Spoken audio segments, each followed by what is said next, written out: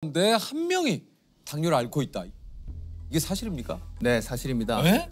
최근에는 또 조사를 해보니까 6명 중에 1명이다. 이런 이야기가 나올 정도로 굉장히 많고요. 그리고 그 합병증이 있는 상태로 진단되는 경우도 많이 있는데 그때까지 자기가 당뇨병이 있는지를 모르는 사람이 또 한 3분의 1 정도 될 정도로 아까 소리 없이 찾아온다고 말씀하셨는데 예. 굉장히 그 문제가 되고 있는 질병입니다.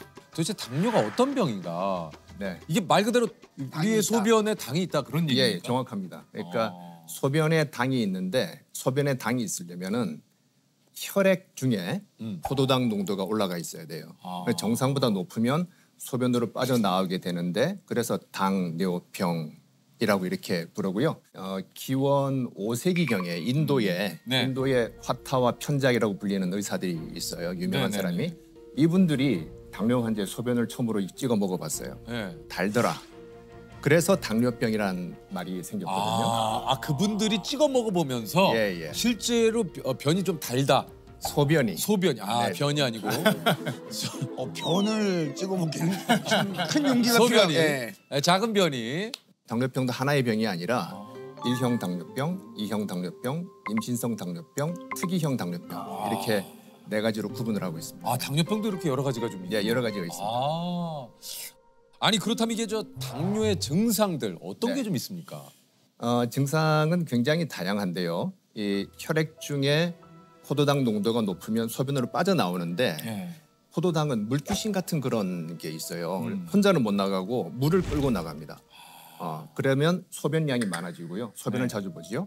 그리고 먹었는데 소변으로 나가버리니까 허기지죠. 허기지죠. 자꾸 먹으려고 그러고. 그리고 물을 또 많이 마시게 되는. 또 물을 마시는. 예, 이걸 우리가 삼다증이라 그래서 다뇨, 다음, 다식 이렇게 부르고 있고요. 그리고 체중이 잘 먹는데도 빠지는 그런 증상이 있습니다. 그 화장실에 좀 자주 가는 분들 있잖아요. 네. 그분들도 약간 그게 뭐 다 그런 건 아닌데요. 아니죠. 다 그런 네. 물을 많이 먹어서 자주 가시는 분이 계시고. 조셉이 지금 예. 화장실 자주 간다는 거 얼굴이 좀 어두워졌는데. 네. 왜냐면 제가 네. 꼭 중간에 일어나서 네. 화장실을 제가 네. 다녀오거든요. 예. 그게 습관성인 건지 이게 좀 걱정이 돼서 아마 네. 주무시기 전에 물을 많이 드실 가능성이 있을 것 같아요. 예. 네. 그렇긴 하네요. 네. 네, 네. 그러니까 요즘에는 저보다도 후배들이 있거든요. 막 30대 초반 친구들. 이 친구들도 당뇨 아니 증상이 있다고 하더라고요. 진짜 우리 조셉도 네. 지금 얘기한 대로 사실은 요즘 20, 30대 젊은 분들도 네. 당뇨가 있다고 하더라고요. 젊을 때 당뇨병에 걸리면 오랜 기간 고혈당에 노출되면서 시력 상실이나 콩팥병 등 합병증 발생 위험도 그만큼 커진다는 겁니다. 예, 과거에는 성인병이라 그래서 네. 되게 40, 50대에 생기는 맞아요, 병이라고 맞아요. 했는데 요즘은 20대, 30대, 10대에서도 이제 소아당뇨. 당뇨가 생기는데 진짜요? 2030의 당뇨병은 최근에 아주 급증을 하고 있습니다. 그래서 20대는 40% 정도 과거 10년 전보다 증가됐다. 그리고 30대는 과거 10년 전에 비해서 한 30% 정도 증가되었다고 하기 때문에 큰 문제가 되고 있습니다. 이게 특히 당뇨가 무서운 게 또 합병증. 맞아요. 맞아요. 이게 어떤 합병증이 있습니까? 제일 대표적인 것이 눈, 망막에 이제 실핏줄이 터진다든지 해서 눈이 잘 보이지 않게 되거나 실명하게 되는 경우가 있고요. 그다음에 콩팥, 콩팥에 문제가 생겨서 이제 투석을 하거나 신장 이식을 받아야 되는 그런 일도 잘 생기고 신경의 합병증이 생기는 수가 있고요. 그 외에 심혈관 질환이라 불리는 그 심장에 있는 관상동맥 질환, 그 뇌혈관 질환, 그리고 말초동맥 질환 이런 합병증들이 잘 생깁니다. 합병증 얘기 들으니까 갑자기 또 가슴이 예. 철렁 내려앉는 게 이게 막 이게 아니 이게 어떤 증상이 있을 때 당뇨를 의심할 수 있는지 한번 체크를 한번 해보도록 하겠습니다.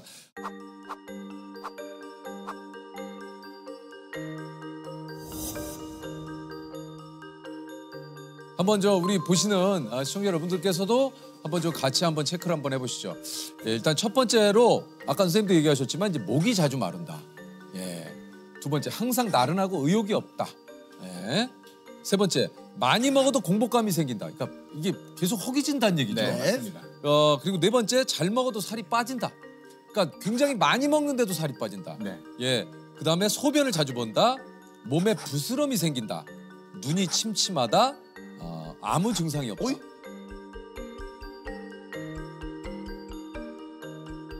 아무 증상이 없는데도 이거 체크해야 됩니까?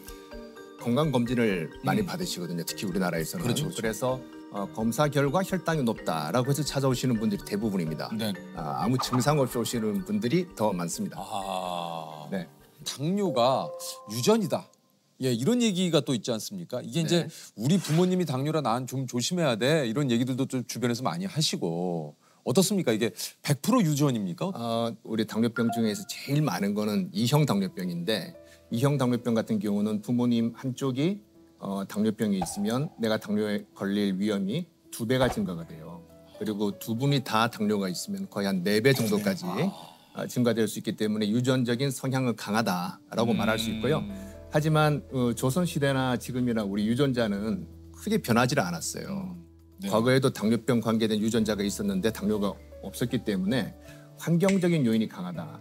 이전에는 다 걸어 다녔는데 지금은 자동차를 이용하고 계단도 에스컬레이터나 맞아요. 엘리베이터를 이용하잖아요. 심지어 헬스클럽 가면서도 에스컬레이터 타고 올라가세요. 네, 그런 건물이 그렇기 있죠. 때문에 확실히 당뇨는 팔자가 아니라는 거죠. 환경적 요인이 강하고 권총의 비유를 든다면 우리가 당뇨병 유전자를 가지고 있는 사람은 총알이 장전이 돼 있는 사람이에요.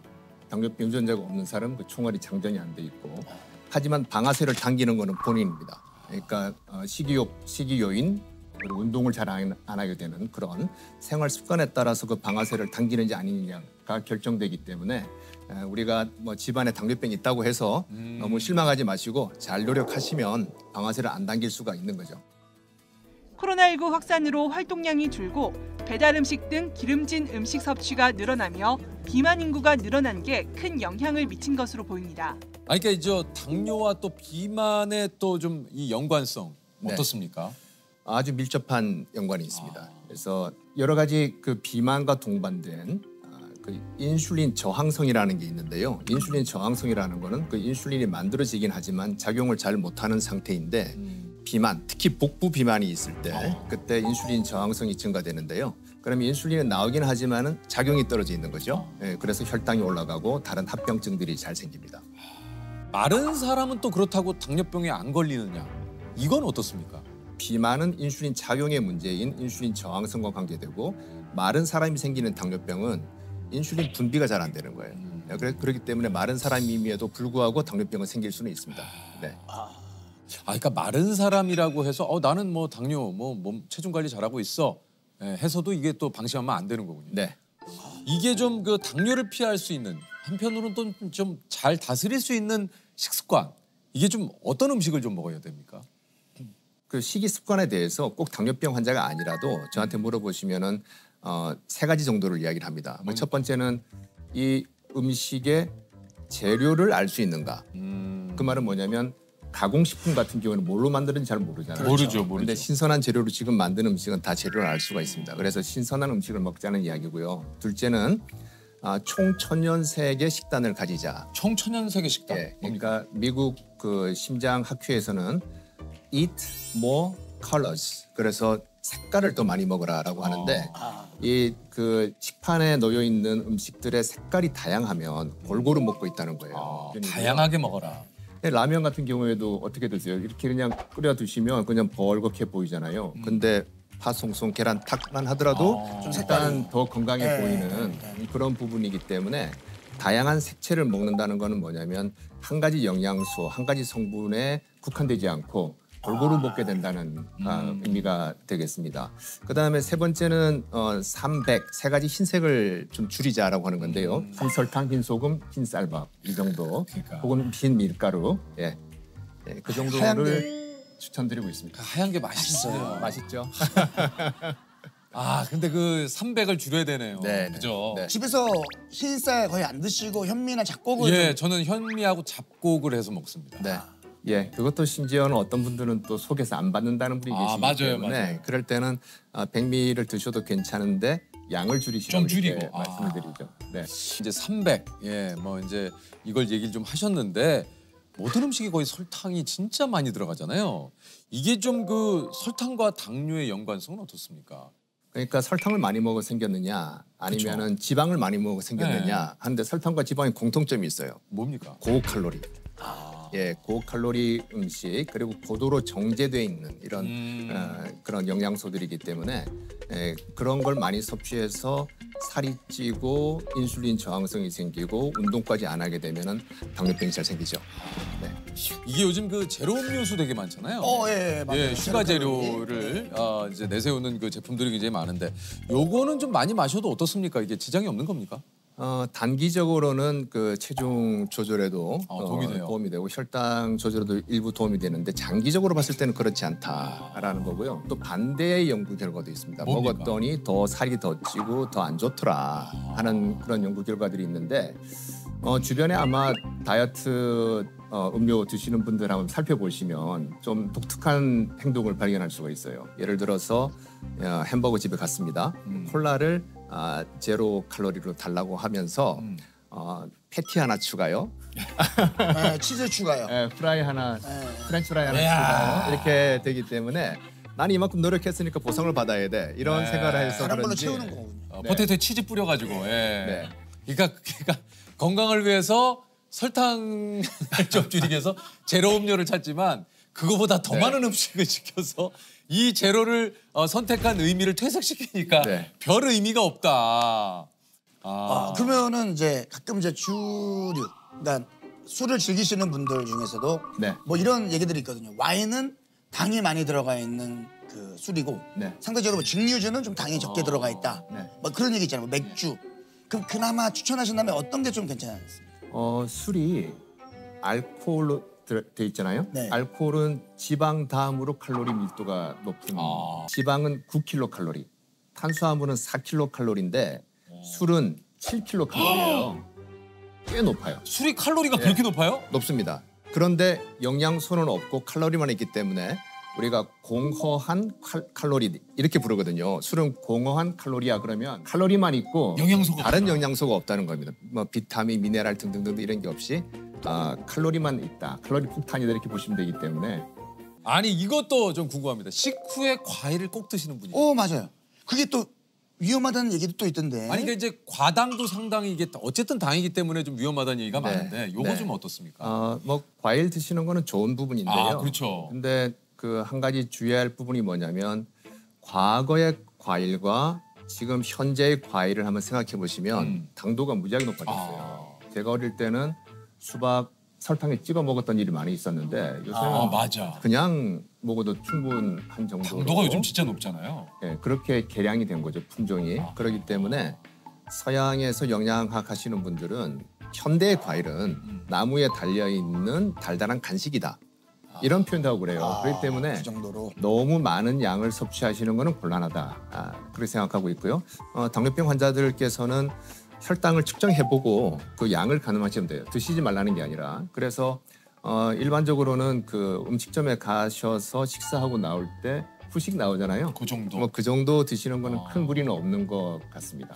과일은 적당하게 섭취를. 그러니까 모든 게 과일이건 뭐건 과한 게 조금 문제지. 적당하게 섭취하는 건 좋죠. 아까 얘기했죠. 총천연세계.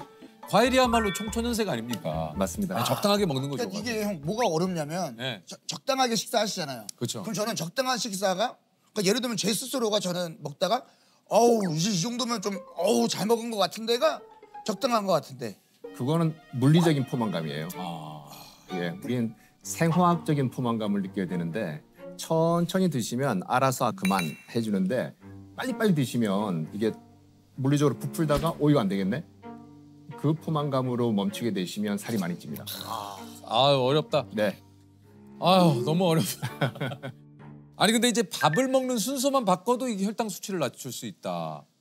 네. 생선이나 육류를 먼저 먹고 밥을 먹은 경우와 밥을 먼저 먹고 생선이나 육류를 먹게 했더니 생선이나 육류를 먼저 먹고 나서 밥을 먹은 경우에는 혈당이 덜 올라가는 겁니다. 그러니까 탄수화물 섭취를 뒤로 미루시게 되면 똑같은 음식을 먹더라도 혈당은 덜 올라갈 수가 있습니다. 근데 이제 우리의 식습관은 이제 밥하고 같이 이제 생선과 하고 같이 먹어야 되는데. 허겁지겁 빨리 먹게 되면 그렇게 되는 거라서 그 반찬을 좀 맛보시고 그다음에 천천히 이제 밥을 드시게 되면 도움되지 않을까 이게 싶습니다. 그러니까 이제 그 코스처럼 먼저 그러네요. 샐러드가 나오고. 나오고. 그러니까 혈당 수치를 천천히 올리는데 네. 탄수화물부터 먹으면 혈당 수치를 확 올려놓고 시작을 하니까. 그렇죠. 아. 그래서 제 환자 중에 어떤 분은 그 코스를 드시는 순서대로 가면 좋긴 좋은데 처음에 식전 빵을 주는 데가 있어요. 맞아요, 맞아요. 그건 나중으로 미루는 분들 그걸로 또 계세요. 배 채우죠. 아. 예. 빵 좀 더 주실래요? 네, 죄송합니다. 빵 주시고 네. 먹고. 잼에다 찍어 먹고. 예. 네. 빵 추가됩니까? 네. 야, 근데 진짜 맛있는 게 너무 많았어. 아, 저희가 오늘 그 당뇨에 관한 속설들이 굉장히 좀 많습니다. 이게 사실은 그래서 OX로 한번 좀 요거를 한번 준비를 해봤거든요.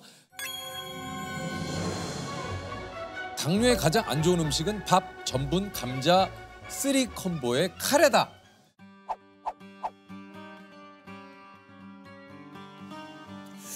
이거는 제가 조금 헷갈려서 이렇게 세모입니까? 하고 싶은데요. 그 전분이 많이 들어가 있는 거는 이제 혈당을 올리는 데 문제가 될 텐데 카레는 인도를 중심으로 해서 많이 연구가 됐어요. 그 카레를 만드는 성분 중에 하나 강황이 있는데 맞아요. 강황에 컬큐민이라고 하는 성분이 있는데 이건 오히려 당뇨병을 예방하는 효과가 있다라고 이야. 하기 때문에 카레를 드실 때 너무 전분을 많이 넣게 되면은 이제 그 자체는 나쁠 수 있지만 카레 그 자체는 크게 문제는 없지 않나라고 보고 있습니다. 왜냐면 술 먹고 그 다음날 카레가 해장에 되게 도움이 많이 되거든요. 그게 그 강황이 들어있어가지고.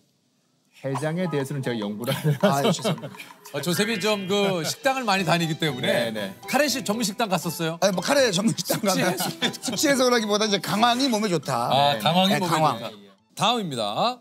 가족력이나 비만 없이 갑작스럽게 발달한 당뇨는 췌장암의 신호이다. 오? 네.